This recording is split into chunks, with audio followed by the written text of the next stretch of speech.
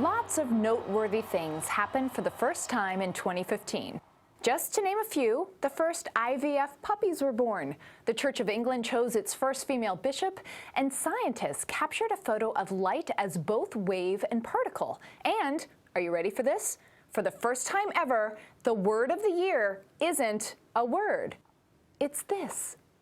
Oxford dictionaries chose this face with tears of joy emoji as the word that best reflected the ethos, mood, and preoccupations of 2015.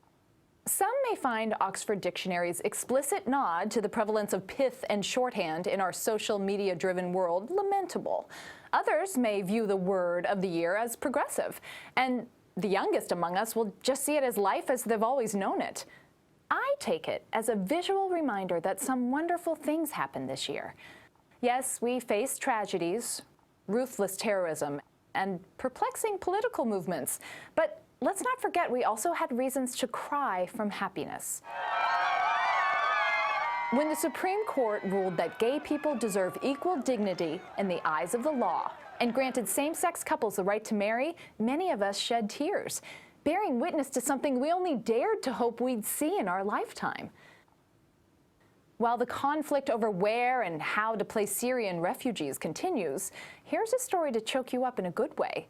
A picture of this 33-year-old Syrian refugee trying to sell pens on the street of Beirut while carrying his sleeping daughter went viral. Online donations made it possible for him to open 3 local businesses and hire 16 refugees. And he gave away $25,000 to loved ones in Syria. We heard a lot about police misconduct in 2015, but you may not have heard this story. 2 Texas cops pulled over a man and saw the driver's young daughters weren't in booster seats. This man had no home and no money. Instead of fining him, the officers drove straight to Walmart and bought 3 hot pink car seats for the girls. Are you crying yet? Perhaps closer to home, you can celebrate the fact that drinking coffee can help you live longer and drinking wine could help control diabetes. We've all had our moving moments this year. I wrote my first book, and my 3-year-old potty trained himself. Perhaps you ran your first marathon or met your beloved or finally succeeded in folding a fitted sheet.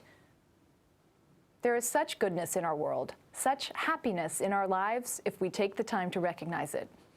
So here's hoping that your 2016 will be another year filled with many tears of joy.